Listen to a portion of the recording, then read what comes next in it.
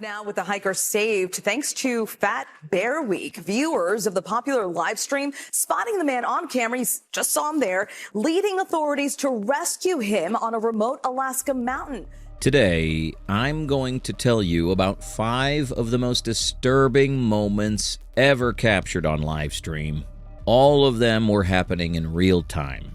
No edits, no delay, no second chances.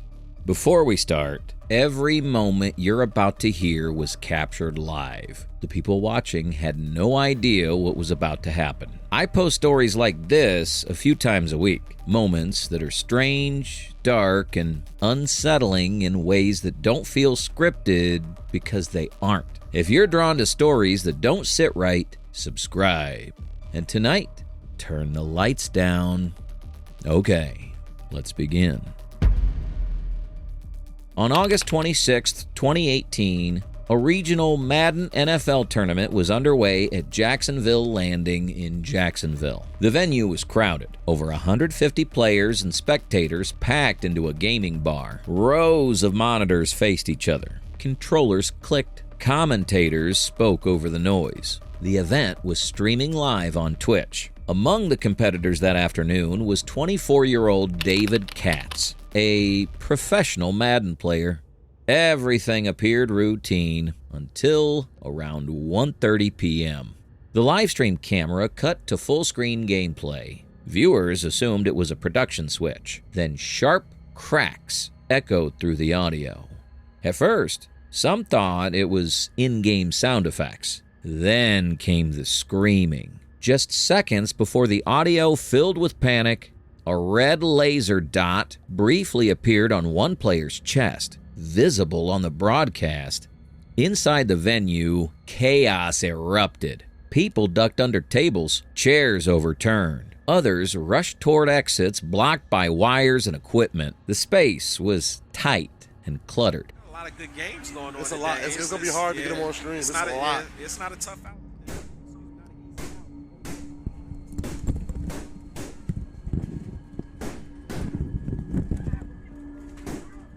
Online, viewers flooded the chat. Is this real? What's happening? Call 911. The stream continued to transmit audio. Gunshots, shouting, then a sudden hollow silence. Minutes earlier, Katz had lost a match in the tournament. He left the building, then returned with a firearm. First responders arrived within minutes. Firefighters staged nearby but could not enter until law enforcement secured the scene. Officers moved through the venue, clearing rooms. A witness later told investigators it went from normal to war in seconds.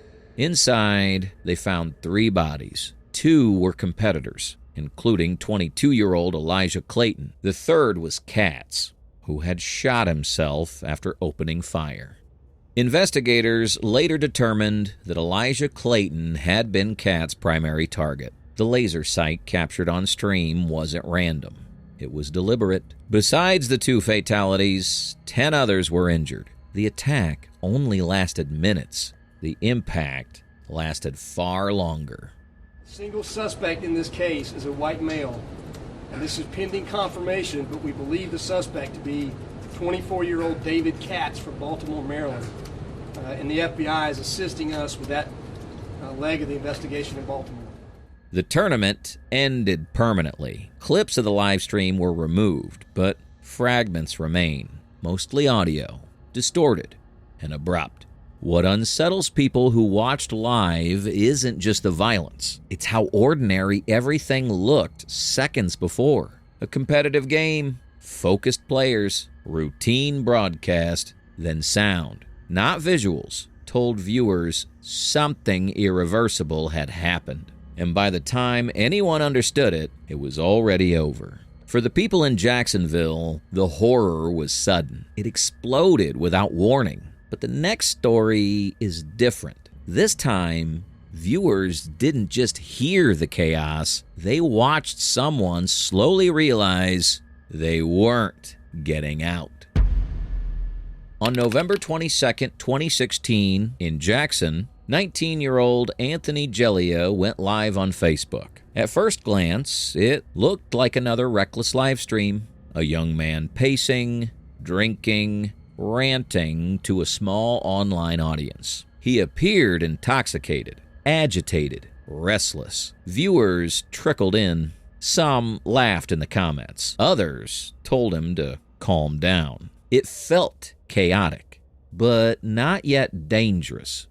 Then he lifted a handgun into the frame. He waved it around casually, slurring his words. He made vague threats about police, about people who had crossed him. At first, some viewers assumed it was posturing, online bravado, but his tone kept shifting from joking to bitter to explosive. "I got one in the chamber right now," he said at one point. That's when the live stream stopped feeling like noise and started feeling like a countdown. As the minutes passed, his anger narrowed toward one target, his younger brother. Family tensions had reportedly been building for months. Arguments, threats, resentment. Instead of logging off, Anthony got into his vehicle. The stream kept running. Viewers watched streetlights blur past. They heard him muttering to himself. No one knew exactly where he was going until he said it. He was heading to the house where his brother was staying. Comments began flooding in. "Don't do this. Put the gun down. This isn't worth it."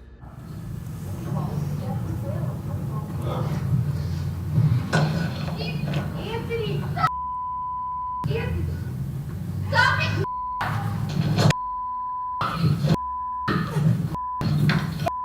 But live stream chat moves fast, and real life moves faster. He stepped out of the car, still streaming. Inside the house were several people, including 26-year-old Brittany Southwell, who was holding her 7-month-old baby. Anthony fired. The bullet missed his intended target. It passed through a basement door, and it struck Brittany in the back. She was rushed to the hospital, but did not survive from her injuries. The live stream continued briefly after the shot. Confusion, shouting, heavy breathing. Then police arrived.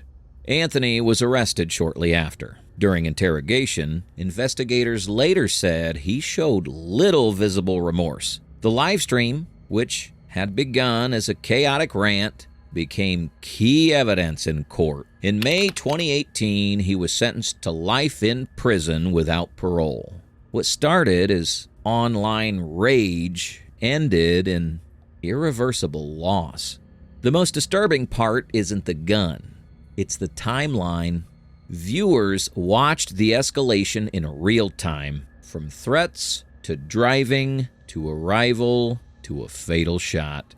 There was no editing, no delay, just a steady progression toward something that, in hindsight, felt inevitable.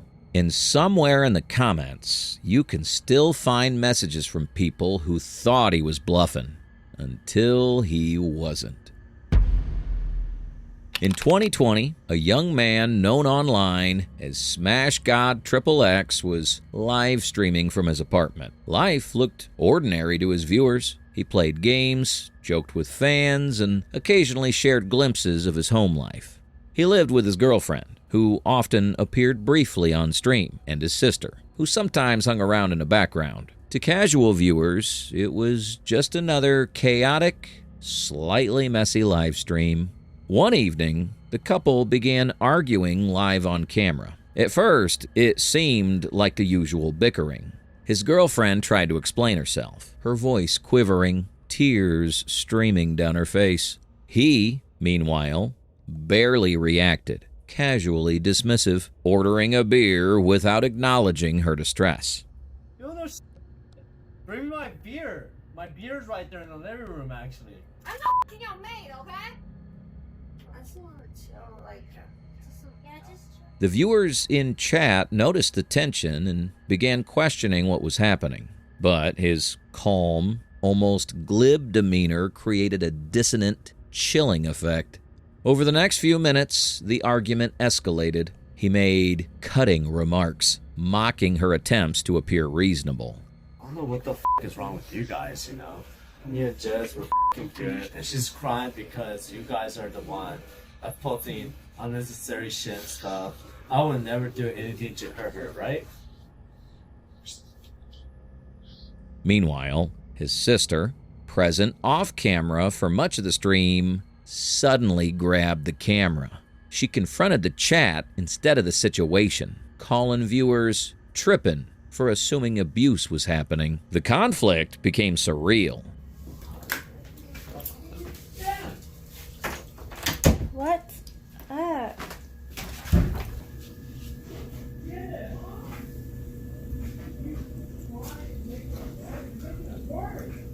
In here, I'll show you guys. Let's do a room tour. I literally just cleaned it like last week. A public display of intimidation, gaslighting, and casual cruelty all unfolding in real time. Viewers reacted in shock, pleading in the chat, but no one could intervene. The room felt oppressive, even through a screen. Several chat participants later recounted, "We could hear her crying, and he just shrugged like it was nothing. Then his sister took over and told us we were imagining it. It was insane." A moderator added, "It wasn't just abuse. It was denial and manipulation broadcast live. We didn't know how to help."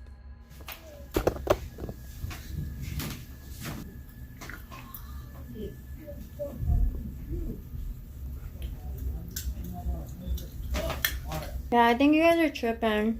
It's just Hunter and Kenny jumping around.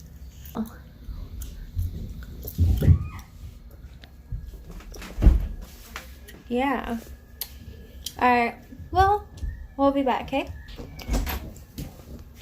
By the end of the stream, it was clear to anyone watching that the pattern of control and intimidation was deliberate. The girlfriend left the stream shaken. The sister's intervention making clear she condoned her brother's behavior. What started as a casual argument had transformed into a public display of emotional abuse. To this day, the clip circulates online. Some viewers debate the severity. Others are horrified. And for those who witnessed it live, the most disturbing part isn't a gun or a fire. It's how normal it all looked. How casually cruelty can unfold when someone's just broadcasting their life. The online audience watched helplessly, a silent witness to a moment that felt inevitable, yet avoidable. Abuse, intimidation, and manipulation online can feel unbearable, but nothing compares to the sudden, explosive horror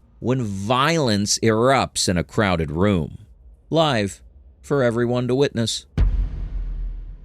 On the morning of May 18th, 2023, construction crews were working on a luxury apartment complex in Charlotte. 30-year-old DeMonte Johnson had clocked in like he had countless times before. He was assigned to the upper floors. The building's wooden frame was still exposed, skeletal against the sky. It was just another shift. Workers moved between levels. Tools echoed against unfinished beams. Insulation was being sprayed on the lower floors, a chemical foam mixture applied on site. Routine until around 9 a.m. Somewhere below, a stray spark ignited the freshly sprayed foam. At first, it likely seemed manageable. Construction sites deal with small flare-ups, but this wasn't small. The flames caught the exposed timber instantly. Within minutes, thick black smoke surged upward through the open frame of the structure, turning stairwells into chimneys. DeMonte and his co-worker, Reuben Holmes, were trapped on the 6th floor. Looking down meant staring into rolling smoke so dense it erased the exit entirely. Temperatures inside parts of the structure reportedly climbed toward 2,000 degrees Fahrenheit. Below them, over 100 workers escaped. Fire crews rushed in. Ladders extended. Sirens screamed. But the higher the flames climbed, the harder it became to reach the top. Smoke didn't just block sight. It steals oxygen. DeMonte took out his phone, and he went live on Facebook. On the stream, his voice was strained. "I'm at work. The building's on fire. I can't get out." Behind him, smoke curled across the beams. He shouted for help, coughed, moved toward the edge of the structure, searching for responders below. Viewers flooded the comments. "Stay low. They're coming. Don't jump." Firefighters later said the flames were too intense to reach their level safely. As the live stream continued, the reality became unavoidable. Rescue crews could not access the upper floors. Hours later, the entire structure collapsed in on itself. DeMonte Johnson and Reuben Holmes did not survive. Tonight at 6, new details released this evening as the investigation continues into that massive fire at a construction site in South Park. Fire officials confirming tonight 2 people lost their lives. Investigators later revealed safety violations tied to the insulation process. Fines were issued, but fines don't rewind live streams. The footage still exists. A man asking for help while the sky behind him turns black. And for those who watched in real time, the worst part wasn't the fire. It was knowing he understood what was coming. The last story tonight is different. There was no fog, no fire trapping someone inside a collapsing building. This time, the danger announced itself, and people still couldn't stop it. In September 2023, a solo hiker entered the backcountry of Katmai National Park. The park is known for its remote terrain, steep ridgelines, and one of the highest concentrations of brown bears in the world. Weather changes quickly there. Fog rolls in without warning. Temperatures drop fast, even outside winter. That week, conditions were unstable. Cold air, wind, and intermittent rain moving across Dumpling Mountain. For experienced hikers, that isn't unusual until visibility disappears. Late in the day, thick fog swallowed the ridge. The trail faded into white. At first, he likely tried to retrace his steps, turn around, find a landmark. But when fog erases depth and distance, every direction looks identical. No cell service, no clear markers, no visible descent path. He kept moving, which is often the instinct. But movement in the wrong direction on steep, wet rock can make things worse. That's when he realized he wasn't just delayed. He was lost. Rain soaked through his clothing. Wet fabric accelerates heat loss. Wind increases it further. Hypothermia begins subtly. Shivering, fatigue, confusion. And the area isn't just remote. It's inactive bear habitat. In September, brown bears enter hyperphagia, a biological drive to consume as many calories as possible before hibernation. They are focused and aggressive. The hiker was alone in dense fog, disoriented, soaked, and exposed. But just ahead on the ridge, a wildlife camera operated by Explore.org was streaming live. At that moment, 19 people were watching. On the live stream, viewers saw a shape emerge from the fog. A man, stumbling, clothes saturated. He approached the camera, leaned toward the lens, and silently mouthed 2 words. "Help me." Then, lost. The wind overpowered any audio. In the live chat, messages appeared almost instantly. "Is he okay? He needs help. Call someone." Explore.org was alerted and contacted authorities. Rescue teams were dispatched using the camera's fixed coordinates.